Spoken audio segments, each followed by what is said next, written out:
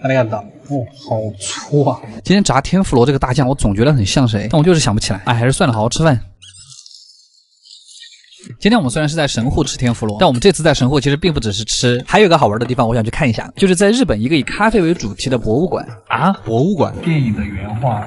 感觉有必要去看一下，来都来了，毕竟我天天喝咖啡，我都不知道咖啡是什么东西。这里就是 UCC 开的咖啡博物馆 ，UCC 开设它其实就是为了像我们这种小白科普咖啡文化。比如说，这是从最早的咖啡豆开始，讲到了怎么加工成咖啡，我是第一次知道原来咖啡都是这样种出来的。接着顺便去参观了一下他们家的工厂，听说这里的所有咖啡原料都是由 UCC 资深咖啡鉴定师来挑选的。你们看，这就是一台超迷你的咖啡萃取机，实际的大小是这台的50倍哈。讲了这么多，那还不如直接喝一点。还请了 UCC 咖啡冠军师帮我们泡，这次我们喝的叫蓝山咖啡 No.1， 它是 UCC 在自家的牙买加农场培育出来的一批极为稀少的咖啡豆。所以全球只限量190套。哎，我们今天就喝了一套。它这个有个很神奇的地方，它这个咖啡豆会散发出一种类似于朗姆酒的香味。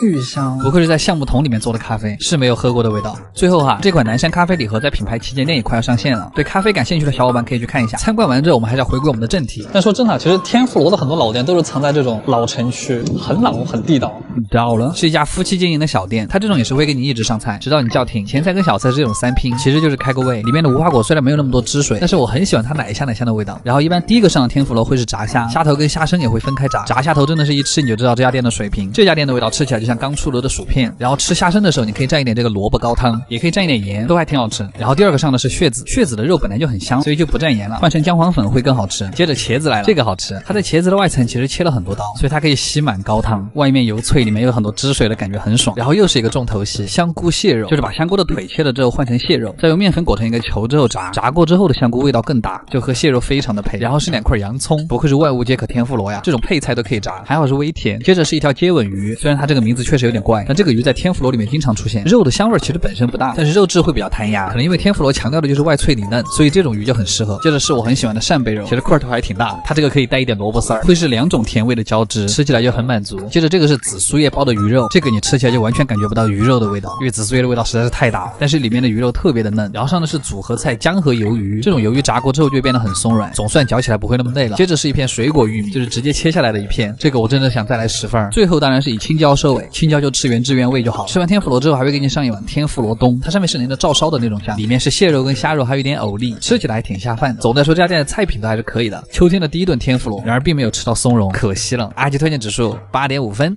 卡玩意儿。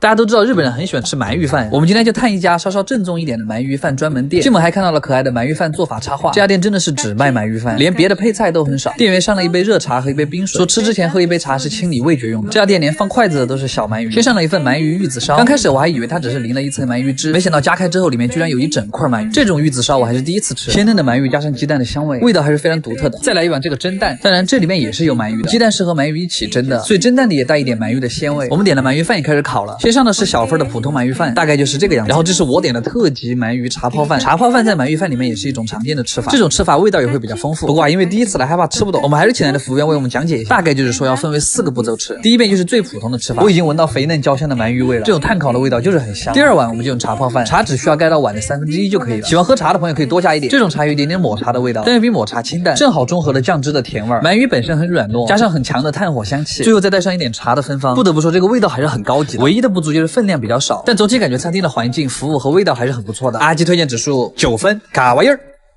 我真的是因为今天这家餐厅，所以才1周都没有更新，就是怀石料理，你们知道吧？然而我们今天吃的是比它还要装逼的川床料理，因为这种店对地理条件的要求都比较高，所以它大多是在比较偏远的山区。今天我们找这家店就在京都山区的深处，它那个地方没有通公共交通，就是你要么开车上去，要么爬2个小时的山爬上去，反正我们也就是跋山涉水，涉水跋山到了这个地方，就当是满足我们夏天最后的好奇心。今天又是什么日子？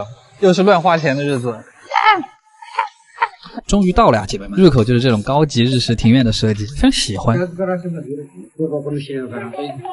当然吃川床还是要脱鞋的哈，免得你的鞋子被穿到鸭川里面去。我们这个没有在最上游，但是还是不错了。看到这儿你们就懂了，川床就是指的在河上面搭了一个吃饭的地方。这肯定是我来过最凉快的餐厅。但是问了服务员好像并不能泡脚啊，所以我们还是直接吃饭吧。这是第一个前菜，一堆夏天的食材。这个是血子鱼冻，它吃起来就是鳗鱼口味的果冻，然后是一只裹了蛋黄的小虾，就也没什么特别的。比较奇葩的是这个鳝鱼，皮其实已经给你剥下来了，莫名的有点奇怪。然后是腌制的半解鲶鱼。日本到了夏天，哪家餐厅都会有这个菜。然后是一个三文鱼寿司。我这样说你在河边真的没必要弄海鲜，味道非常勉强。然后这个东西很好吃，它是蛋卷生姜，这是这里面最开胃的一个菜。然后上了一杯小甜虾，还有一杯豆角的沙拉啊，单鸭也算鸭。然后是一小杯水蜜桃汁，不过这个还挺好喝的。然后是一小盘刺身、鲷鱼、鱿鱼、金枪鱼。中间这个草查了一下叫阿尔巴拉菠菜，还是金枪鱼最好吃啊，就是什么季节它都很好吃，而且还是厚切，脂肪也适中。鲷鱼还是一如既往的平淡，就是胀肚子用的。这坨肥肥厚厚的鱿鱼其实还可以，应该是现杀的。然后这个是我最期待的他们家的鲶鱼，因为这个就是在河里面养。这一条鱼看上去一脸懵逼，我做错什么了？阿姨说吃的时候要把这个青汁淋到上面，然后从头开始吃。头的地方因为没什么内脏就不苦，但它实际上苦一点会更香。这个完了之后就是天妇罗了，中间那个是烤麸，就是在关东煮经常吃到的那个。它上面这个好像是玉米粒，还可以撒一点抹茶盐上去。然后这个是鲶鱼幼崽，为什么这么小就要吃人家？因为它好吃。接着是炸虾，外面裹了一层甜甜的脆皮，然后是黑胡椒小和牛，那个黑色的小球就是黑胡椒，原来黑胡椒长这个样子，而且居然是甜口的，好吃，果然还是牛排才有满足感。然后是一个凉菜，血子配梅子酱，什么清奇的搭配，可能这就是夏天才有的吃法吧。然后是一份流不动的流水素面，有点像我们那个细挂面，但它这个面是冰的，这个碗都是从冰箱里拿出来的。酱汁就和 soba 的味道一样，就是可乐兑茶的感觉，还是好吃的，而且吃的这个特别凉快。最后一道是米饭，就是白米饭加鱼苗加味增汤加茶，还有2块腌萝卜，就是感觉越吃越清淡。最后的甜品是西瓜加哈密瓜，你们看这一口，80。然后最后结账的时候还送了我们一把扇子，是一次可爱的体验，9分，很适合来玩一下。夏天就这样吧。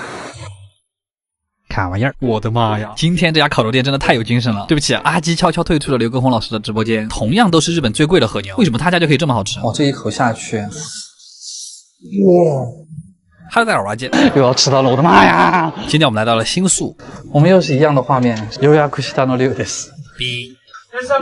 下来，不知道为什么这家店有一种高级的感觉。我们开始吧。前菜是竹笋、花生芦笋，还有孜然土豆丝儿，这太有精神了，根本没人想吃。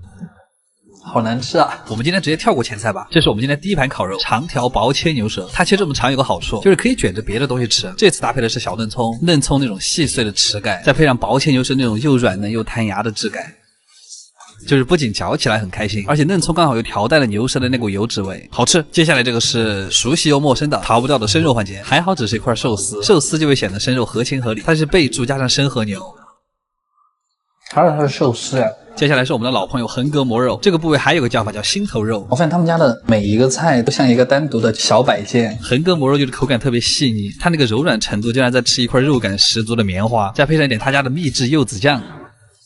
它不像普通和牛那样一下就化开，而是很有嚼头的那种，而且还有一种和牛脂肪的奶香，真的很绝。接下来是厚切牛舌，用的也是牛舌舌根的位置。它烤的时候那个噼里啪啦的声音让我心里真的很痒，厨师夹起来的一瞬间你都能闻到空气中的牛舌味。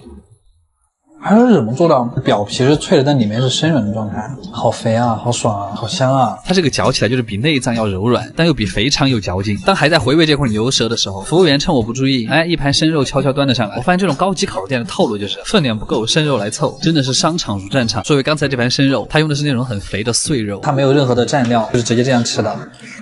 其实并没有那么可怕，它是一种若有若无的甜味。接下来这个就是今天的极品牛肩肉的寿喜烧，烤好之后会和他们家的秘制甜酱放在一块儿，它这个酱是那种酱油风味的照烧酱，好甜好鲜啊！它表面上那种焦焦的味道和咸甜的酱汁加在一块儿，送进嘴里就是弹牙爆汁。接着是一块油煎里脊肉和薄薄的2片黑松露。煎的里脊肉虽然很软，但是它特别油腻，进嘴的一瞬间就是黑松露的汽油味，就是汽油牛排。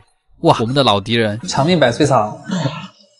算了，我不想活到150了。然后是今天最贵的一道菜，厚切上等里脊。这块肉你一口还真塞不下，看上去很难嚼，但因为雪花很多，轻轻一咬就能下来。果然里脊肉还是要烤出来才会有那个嚼劲，因为本来就很肥了。最后的烤肉是和牛寿司烤肉，先用烤好的牛腿肉裹满酱汁，然后再把蛋黄戳破，最后连肉带饭一块裹进去。哇，那股蛋液的香味马上就能和酱料交织在一块儿。哇！再加上和牛那个鲜味，直接炫到你的天灵盖。阿基推荐指数9.5分，卡玩意儿真满足。